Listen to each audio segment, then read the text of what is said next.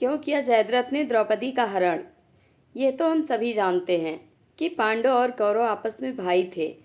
कौरवों की एक ही बहन थी जिसका नाम दुसाला था। दुसाला का विवाह जयद्रथ के साथ हुआ था, जिससे रिश्ते में कौरव और पांडव जयद्रथ के साले हुए और जयद्रथ कौरव और पांडवों का जीजा हुआ।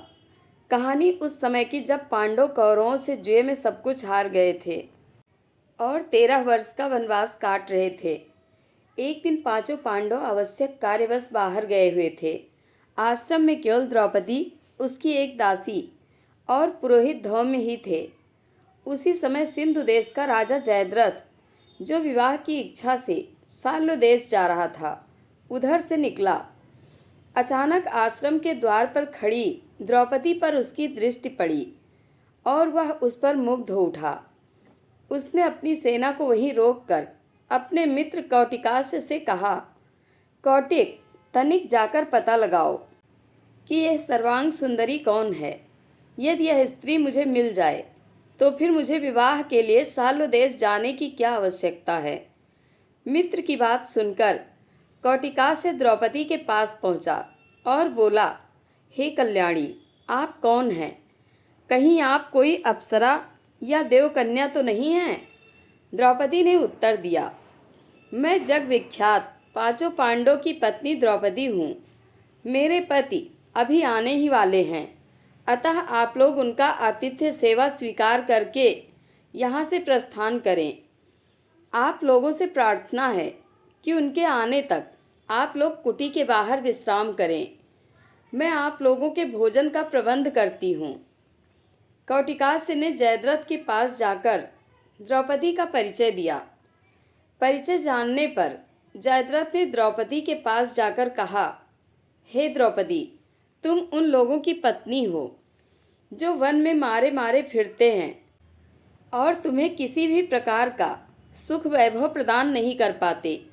तुम पांडवों को त्याग कर मुझसे विवाह कर लो और संपूर्ण सिंधु तथा सौवीर देश का राज्य सुख भोगो।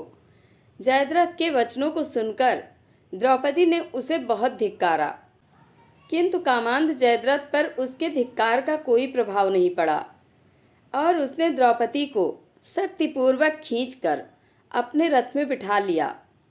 गुरु धौम्य द्रौपदी की रक्षा के लिए आए तो उसे जयद्रथ ने उसे वहीं भूमि पर पटक दिया और अपना रथ वहां से भगाने लगा। द्रौपदी रथ में विलाप कर रही थी और गुरु धौम्य पांडवों को पुकारते हुए रथ के पीछे पीछे दौड़ रहे थे। कुछ समय पश्चात जब पांडवगण वापस लौटे तो रोते कल्पते दासी ने उन्हें सारा वृतांत कह सुनाया। सब कुछ जानने पर पांडवों ने जयद्रथ का पीछा किया और शीघ्र ही उसकी सेना सहित उसे घेर लिया। दोनों पक्षों में घोर युद्ध होने लगा। पांडवों के पराक्रम से जयद्रथ के सब भाई और कौटिकास्य मारे गए तथा उसकी सेना रणभूमि छोड़कर भाग निकली। सहदेव ने द्रौपदी सहित जयद्रथ के रथ पर अधिकार जमा लिया।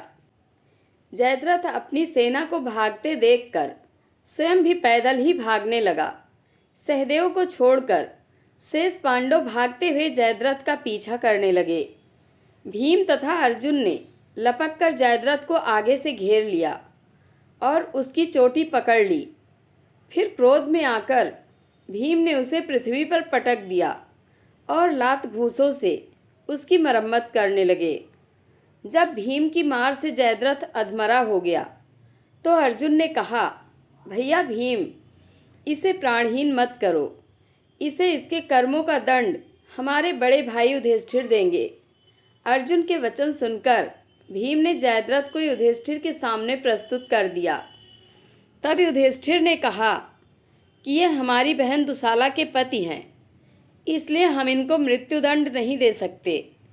साथ में द्रौपदी ने भी पांडवों को ऐसा करने से रोक दिया। द्रौपदी ने कहा कि जयद्रथ के सारे बाल काट दो और केवल 5 चोटियां छोड़ दो ताकि यह किसी को मुंह दिखाने लायक नहीं रहे। जयद्रथ इस घटना के बाद पांडवों से बदला लेने की योजना बनाने लगा। वहां से वन में जाकर जयद्रथ ने भगवान शंकर की घोर तपस्या की। उसकी तपस्या से प्रसन्न होकर शंकर जी ने उसे वर मांगने के लिए कहा। इस पर जयद्रथ बोला, भगवान, मैं युद्ध में 5 पांडवों पर विजय प्राप्त करने का वर मांगता हूँ। इस पर भगवान शंकर ने अपनी असमर्थता प्रकट करते हुए जयद्रथ से कहा, हे जयद्रथ, पांडव अजेय हैं और ऐसा होना असंभव है। श्री कृष्ण नारायण के और अर्जुन नर के अवतार हैं। मैं अर्जुन को त्रिलोक विजय प्राप्त करने का वर एवं पशुपत्यास्त्र पहले ही प्रदान कर चुका हूँ।